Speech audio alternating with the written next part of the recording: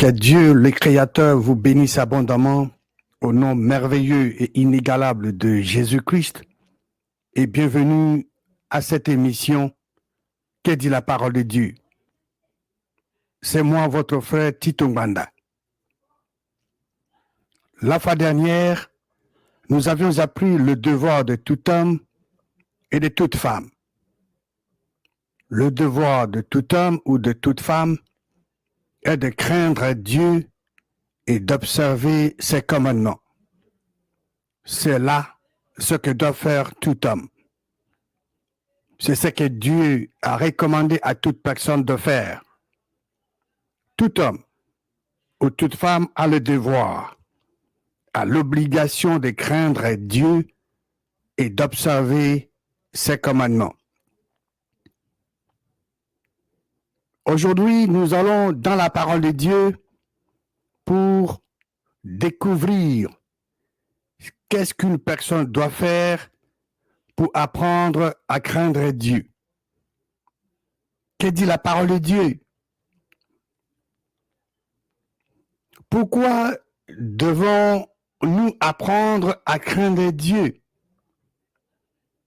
Parce que la crainte de l'Éternel est le commencement de la sagesse. Nous allons dans le livre des Psaumes 111 et nous allons lire le verset 10. Psaume 111, verset 10. Il est écrit: la crainte de l'Éternel est le commencement de la sagesse. Tous ceux qui l'observent ont une raison saine. Sa gloire subsiste à jamais. Voulez-vous avoir de la sagesse? Si vous voulez avoir de la sagesse, vous devez craindre l'Éternel. Pourquoi? Nous venons de le lire. Parce que la crainte de l'Éternel est le commencement de la sagesse. Alors dans le livre de Proverbes, chapitre 9, Proverbe 9, et nous allons lire le verset 10. Il est écrit: le commencement de la sagesse, c'est la crainte de l'Éternel. Et la science de saint, c'est l'intelligence. Il est écrit: le commencement de la sagesse, c'est la crainte de l'Éternel. Si vous voulez avoir de la sagesse, vous devez craindre l'Éternel. Vous devez avoir la crainte de l'Éternel. Pourquoi devons-nous apprendre à craindre Dieu? Parce que celui qui craint l'Éternel possède un appui ferme. Parce que la crainte de l'Éternel est une source de vie. Lisons au Proverbe chapitre 14. Proverbe 14. Et lisons le verset 26. Celui qui craint l'Éternel possède un appui ferme, et ses enfants ont un refuge auprès de lui. Il est dit c'est lui. Qu'est-ce que cela veut dire? N'importe qui craint l'Éternel possède un appui ferme. Et les enfants de celui qui craint l'Éternel ont un refuge auprès de Dieu. Lisons le verset 27. La crainte de l'Éternel est une source de vie pour détourner des pièges de la mort. Pourquoi devons-nous apprendre à craindre Dieu? Parce que n'importe qui craint l'Éternel possède un appui ferme et ses enfants ont un refuge auprès de l'Éternel.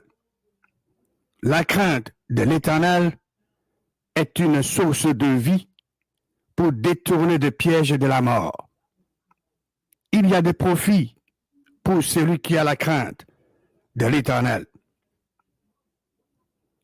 Sur base de ce verset biblique que nous venions juste d'examiner dans la parole de Dieu, voici quelques profits pour celui qui a la crainte de l'Éternel. Numéro 1, la crainte de l'Éternel est le commencement de la sagesse. Numéro 2, celui qui craint l'Éternel possède un appui ferme. 3, les enfants de celui qui craint l'Éternel ont un refuge auprès de l'Éternel. 4, la crainte de l'Éternel est une source de vie pour détourner des pièges de la mort. Donc, la crainte de l'Éternel est vraiment vitale dans la vie d'une personne. La question que je m'en vais vous poser est la suivante. Voulez-vous apprendre comment craindre l'Éternel Dieu? Voulez-vous connaître le processus, ou mieux encore, ce que vous devez faire pour vous permettre d'apprendre à craindre Dieu? Dieu, le créateur de toutes choses, a mis par écrit dans sa parole le moyen par lequel une personne peut apprendre à craindre Dieu. Dieu, le Créateur, a mis par écrit dans sa parole le processus qui permet à un individu d'apprendre à craindre Dieu. C'est qu'une personne doit faire pour apprendre à craindre l'Éternel Dieu. Qu'est-ce qu'une personne doit faire pour apprendre à craindre Dieu? C'est une question très, très, très importante que nous devons aller dans la parole de Dieu et trouver la réponse appropriée pour nous permettre de l'appliquer dans notre vie de chaque jour. Qu'est-ce qu'une personne doit faire pour apprendre à craindre Dieu? Pour mieux répondre à cette question, nous devons aller dans l'Ancien Testament pour lire la prophétie que Dieu avait donnée à Moïse concernant le futur roi d'Israël. Allons dans le livre de Deutéronome, chapitre 17. Deutéronome, chapitre 17. Avant de lire quelques versets dans ce chapitre, je m'en vais vous donner un peu les contextes. Dieu a délivré les enfants d'Israël à l'Égypte. Et c'est Dieu lui-même qui a conduit les enfants d'Israël jusqu'à la terre promise. Il était leur roi spirituel. Arrivé à la terre promise, Dieu continuait à régner sur eux, à travers le juge, à travers le prophète. Dieu est omniscient, omniprésent et tout-puissant. Dieu connaît le passé, le présent et l'avenir. Dieu savait dans sa préscience que les enfants d'Israël allaient l'abandonner. Dieu savait que les enfants d'Israël allaient préférer un roi physique que lui, le roi spirituel. Et Dieu, dans son amour, a révélé à Moïse ce que ce roi-là physique que les enfants d'Israël vont préférer, qu'est-ce que ce roi-là physique devait faire pour devenir un homme spirituel. C'est ça le contexte. Deutéronome chapitre 17, lisons le verset 14.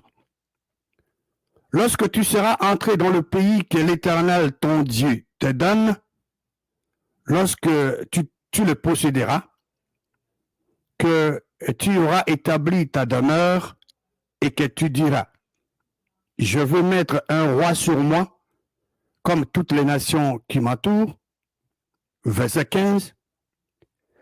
Tu mettras sur toi un roi que choisira l'Éternel ton Dieu. Tu prendras un roi du milieu de tes frères. Tu ne pourras pas te donner un étranger qui ne soit pas ton frère. Le verset 5 nous donne des informations fantastique, merveilleuse. Dieu dit, tu mettras sur toi un roi qui choisira l'Éternel, ton Dieu. À notre époque, ce n'est plus le cas. Ce n'est pas Dieu qui choisit le roi pour nous, le président, non. Mais c'était l'instruction que Dieu avait donnée. Et les enfants d'Israël avaient obéi. Vous vous rappellerez le premier roi qui a été choisi pour les enfants d'Israël. C'était le choix de Dieu. C'est Dieu qui avait choisi Saül. Dieu a dit à Samuel d'aller oindre Saül roi. Et quand le roi Saül a désobéi à Dieu, Dieu a choisi David à la place du roi Saül. Il y a eu de rois qui ont été choisis par Dieu dans l'Ancien Testament pour diriger les enfants d'Israël, pour diriger Juda. Et Dieu a donné un autre détail très important ici, dans ce verset. Dieu dit, tu prendras un roi du milieu de tes frères, pas en dehors de tes frères. Tu ne pourras pas te donner un étranger.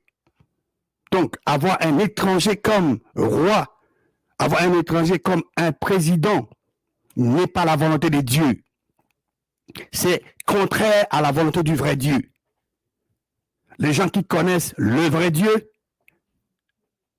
qui veulent faire la volonté de Dieu, ne peuvent pas accepter que quelqu'un qui n'est pas de leur frère puisse le diriger en tant que roi ou président. C'est pas moi qui dis ça, mais c'est Dieu qui dit dans sa parole. Je ne fais que vous communiquer ce que Dieu a donné comme instruction dans sa parole à ce qui concerne qui doit diriger une nation ou un pays. Donc, tu ne pourras pas te donner un étranger qui ne soit pas ton frère. Lisons le verset 16 de Deutéronome 17. Mais qu'il n'ait pas un grand nombre de chevaux et qu'il ne ramène pas le peuple en Égypte pour avoir beaucoup de chevaux. Car l'Éternel vous a dit, vous ne retournerez plus par ce chemin-là. Verset 17. Qu'il n'y ait pas un grand nombre de femmes, afin que son cœur ne se détourne point, et qu'il ne fasse pas de grands amas d'argent et d'or. Rappelez-vous, Samuel, Dieu était apparu à 2 reprises, à Salomon. Et Dieu lui a demandé de demander ce qu'il voulait. Salomon a demandé la sagesse, l'intelligence pour diriger les enfants d'Israël. Dieu lui a donné plus que ça. Et Dieu lui avait dit de ne pas avoir... donc, il connaissait cette instruction de ne pas avoir beaucoup de femmes. Mais qu'est-ce qu'il a fait? Il a fait juste l'opposé. Il a fait juste l'opposé. Les conséquences étaient néfastes pour Salomon. Nous allons au verset 18. Quand il s'assiera sous le trône, ici ça se réfère au roi. Une fois que le roi s'assiera sous le trône de son royaume, le roi, écrira pour lui dans un livre une copie de cette loi qu'il prendra auprès des sacrificateurs, les Lévites. La parole de Dieu est merveilleuse. La parole de Dieu dit, quand il s'assiera sous le trône de son royaume. Après ça, la parole de Dieu ne dit pas que la première chose que le roi devrait faire, c'était de nommer un premier ministre, ou prêter serment, ou nommer le chef de l'armée. Non, c'est pas ce que la parole de Dieu nous dit dans Deutéronome 17, verset 18. La parole de Dieu est claire. Quand il s'assiera sur le trône de son royaume, qu'est-ce qu'il devra faire? Il écrira pour lui dans un livre une copie de cette loi. Quelle loi? Les 5 livres de Moïse constituent la loi. Donc, le livre de Genèse, le livre d'Exode, le livre de Lévitique, le livre de Nombre et le livre de Deutéronome. Ces 5 livres constituaient la loi que le roi, devait avoir une copie qu'il devait prendre auprès des sacrificateurs, les Lévites. Verset 19. Il devra. Il se réfère au roi. Il devra, verbe devoir, c'est une obligation pour le roi. Il devra l'avoir. Le L apostrophe ici remplace le livre. Il devra l'avoir avec lui et il lit tous les jours de sa vie. Pour quel but? Afin que, indique quoi? Le but. Afin qu'il apprenne à craindre l'Éternel, son Dieu, à observer et à mettre en pratique toutes les paroles de cette loi et toutes ses ordonnances. Et à vous, mon frère, à vous, ma soeur, qu'est-ce que vous devez faire pour apprendre à craindre Dieu? Vous devez avoir votre copie de la Bible et lire tous les jours de votre vie. C'est la lecture de la parole de Dieu tous les jours de votre vie qui va vous permettre d'apprendre à craindre Dieu. Qu'est-ce que le roi devait faire pour lui permettre d'apprendre à craindre l'Éternel Dieu? Vous venez de lire, il est écrit, le roi devait avoir la copie de la loi avec lui, la copie de la parole de Dieu, pour nous la Bible aujourd'hui, et il lit tous les jours de sa vie. Pour quel but? Afin que le roi apprenne à craindre l'Éternel, son Dieu, à observer et à mettre en pratique toutes les paroles de cette loi et toutes ses ordonnances. Comme vous pouvez le remarquer, cette lecture de la parole de Dieu ça permet au roi de bâtir une relation verticale avec le vrai Dieu. La lecture quotidienne de la parole de Dieu vous permet, ma soeur, mon frère, de bâtir une relation verticale forte avec Dieu. Une personne qui craint Dieu, c'est une personne qui a sa copie de la Bible et il lit tous les jours de sa vie. Cette lecture de chaque jour permet à une personne de bâtir une relation verticale forte avec Dieu le Créateur. En conclusion, le devoir de tout homme ou toute femme est de craindre Dieu et d'observer ses commandements. Craindre Dieu, c'est aimer Dieu. Et les commandements de Dieu ne sont pas pénibles. Et l'amour de Dieu consiste à garder jalousement ses commandements. Pourquoi devons-nous apprendre à craindre Dieu? Parce que la crainte de l'Éternel est le commencement de la sagesse. Nous avions vu dans la parole de Dieu les profits pour une personne qui a appris à craindre l'Éternel Dieu. Quels sont les profits pour une personne qui a appris à craindre Dieu? 1. La crainte de l'Éternel est le commencement de la sagesse. Celui qui craint l'Éternel possède un appui ferme. Ça, c'est le deuxième profit. Le troisième profit, les enfants de celui qui craint l'Éternel ont un refuge auprès de l'Éternel. Et 4. La crainte de l'Éternel est une source de vie pour détourner des pièges de la mort. Ce sont quelques profits. Il y en a beaucoup dans la parole de Dieu. Qu'est-ce qu'un homme ou une femme doit faire pour apprendre à craindre Dieu? Un homme ou une femme qui veut apprendre à craindre Dieu doit avoir une copie de la Bible avec lui et il lit tous les jours de sa vie. Seule la lecture quotidienne de la parole de Dieu permettra à quelqu'un d'apprendre à craindre Dieu. prenons la ferme décision d'avoir notre copie de la parole de Dieu, de la Bible avec nous, et lire chaque jour afin de nous permettre d'apprendre à craindre Dieu pour notre propre bénédiction et celle de nos familles. Que Dieu, notre Père céleste, vous bénisse abondamment au nom glorieux et magnifique de Jésus-Christ.